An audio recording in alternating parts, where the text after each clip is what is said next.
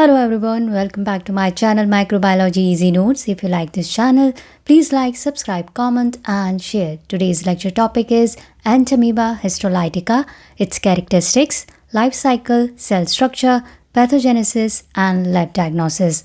Along with this, we will also understand what is amoebiasis and amoebic dysentry. Amoebiasis is a serious public health concern in many developing countries, especially where clean water and sanitation is lacking.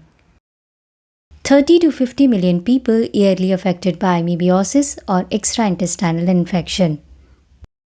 Highest prevalence of amoebiasis is present in tropics such as Mexico, Asian and African countries. Entamoeba histolytica is a parasitic microorganism which is responsible for amoebic colitis or amoebiasis. The parasite mainly infects large intestine and may further affect liver, lungs and brain. Now let's get to know what is Entamoeba histolytica. Cell type. It belongs to protozoa group and the cell is eukaryotic, means definite nucleus is present. Nucleus is surrounded by nuclear membrane. Nutrition type. It is parasitic and it needs human host to survive. Habitat. It lives inside the large intestine, especially the colon area of intestine. Oxygen requirement. The parasite is anaerobic, does not need free oxygen to function, which is obvious as they live inside the intestine where oxygen availability is almost negligible. Motility. How organisms move from one place to another? By pseudopodia. Now I will explain cell structure of Entamoeba histolytica. It exists in two forms. The first form is cyst form, which is dormant and infective form. This form enters into the body and infect human being. The second form is trophozoite form, which is motile and active form. It lives inside the human, multiplies and causes the disease. Structure of cyst. It is round or oval in shape. Size is around 12 to 15 micrometer. It is surrounded by a highly retractile membrane called cyst wall. The cyst wall is resistant to digestion by gastric juice in human stomach. Mature cyst is quadrinucleated, means 4 nucleuses are present. Cytoplasm show chromatid bars and glycogen masses, but no RBCs or food particles. Mature cyst passed out in stool from infected patient and remain without further development in soil for few days. Trophozoite structure. It is irregular in shape, size is around 20 to 30 micrometer. Cell membrane is thin and flexible and it contains galactose and acetylglycosamine and lectins. Cytoplasm. It divides in two zones. The first zone is ectoplasm. It is a clear and transparent layer. The second is endoplasm. It is an inner granular layer which contains all the cell organelles. Nucleus. Single nucleus is present which defines by a thin nuclear membrane. The size of the nucleus is 4 to 6 micrometer. In the nucleus, small and compact central keraosome is present which is surrounded by fine evenly distributed peripheral chromatin. Food vacuoles. It contains ingested RBCs which they acquire from the host. Ingested bacteria. These are the bacteria in which this parasite lives. Besides this, some debris also present inside the food vacuole. Ribosomes. Instead of 70S or 80S ribosomes, it contains 75S ribosomes. This is the specific characteristic of Entamoeba histolytica. 75S ribosome has two subunits, 53S and 36S. 53S is larger subunit while 36S is smaller subunit. Small size rRNA is present. Endoplasmic reticulum is present but it is poorly developed. Pseudopodia. Finger-like cytoplasmic projections act as a pseudopodia which helps in crawling or gliding movement. It also helps in phagocytosis of RBCs and tissue cells. Transmission of Entamoeba histolytica. Human get infected with Entamoeba histolytica cyst. Cyst is the contaminating form. It resists to environmental changes and is easily transmitted. Mature cysts are excreted in the host stool and are transferred to another human via different ways. The first way of transmission is contaminated food and water. This is the most common route. Cysts of Entamoeba histolytica survive outside the body for several days in moist environments.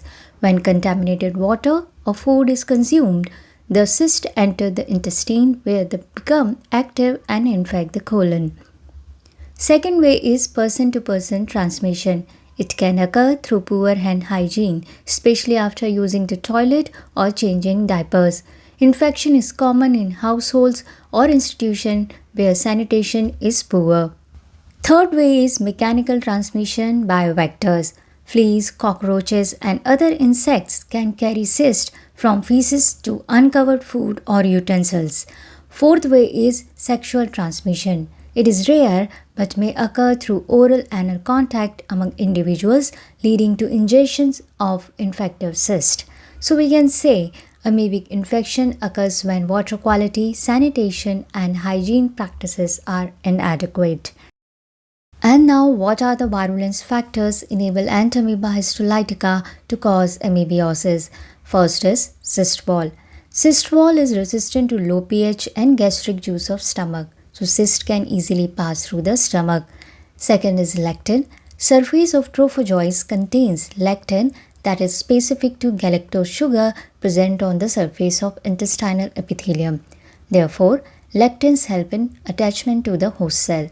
Fourth is ionophore-like proteins. They cause leakage of ions such as sodium, potassium, calcium from target cells. Fourth is hydrolytic enzymes and toxins. Phosphatase, proteinase, glycosidase, and RNase cause tissue destruction. Furthermore, toxins and hemolysin cause necrosis and person experience the symptoms of the disease. Life cycle of Entamoeba histolytica. Life cycle completes in single host, that is human. Once the cyst enters into the body by oral route, it easily passes through stomach because it is resistant to low pH, so remain unaffected by the gastric juices. Now it reaches to small intestine where cyst wall is lysed by intestinal trypsin. Then in ileum part of the small intestine, excistation occurs. The alkaline environment as well as bile components favor excistation. What happens during excistation? Metacyst, which is the stage of cyst before division, rapidly divides and gives rise to small 8 trophozoites.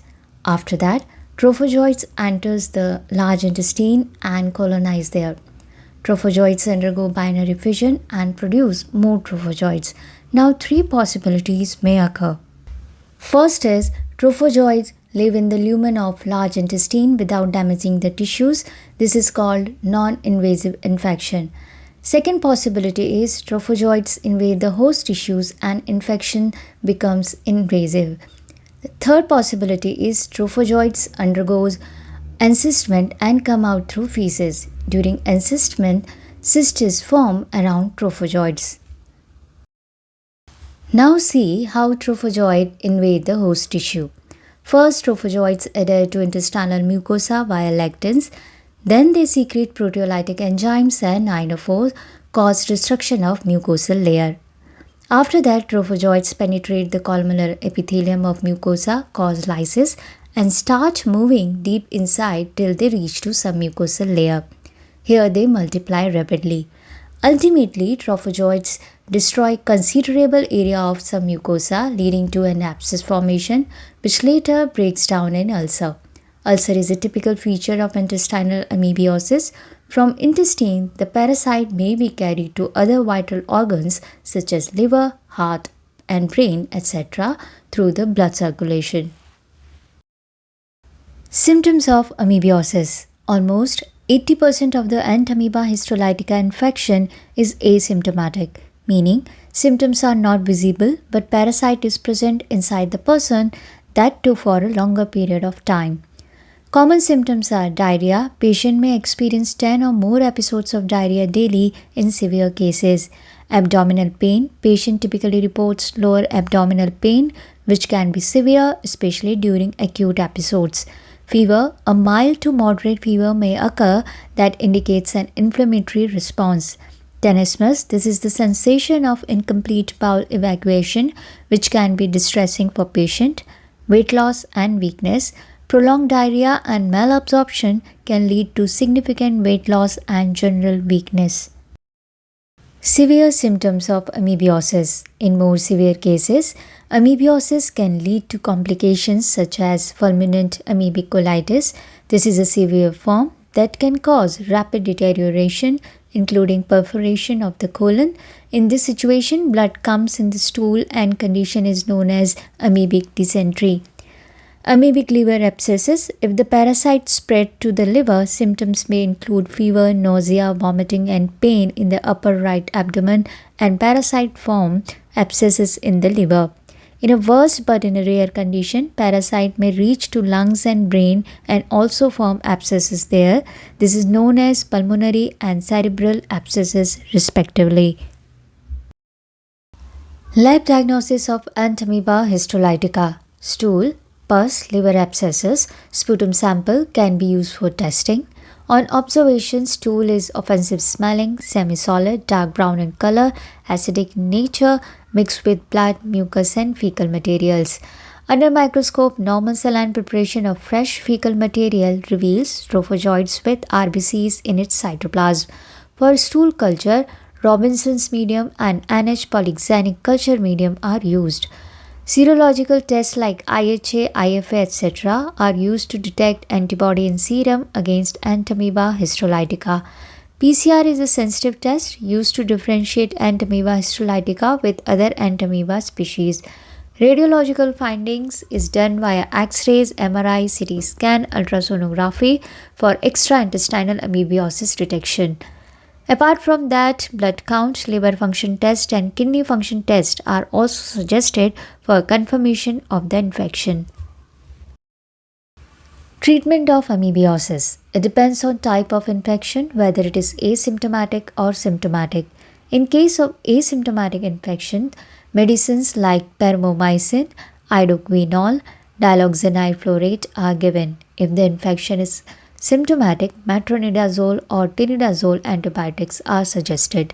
Apart from the medicines, patient care is important. ORS should be given at regular interval. Prevention of amoebiasis. Amoebiasis can be prevented by maintaining good personal hygiene, especially regular hand washing and keeping nails clean. Safe food and water practices are essential. Eat well cooked food, avoid raw or unpeeled fruits and vegetables, and drink only boiled or filtered water. Proper sanitation with safe disposal of human feces and use of sanitary toilets helps to stop the spread. Health education and awareness promote hygienic habits in the community. Control of fleas and cockroaches reduce mechanical transmission. Avoid travel to risky areas or take necessary precautions in such areas. Finally, early detection and treatment of infected individuals, including carriers, is crucial to prevent further transmission.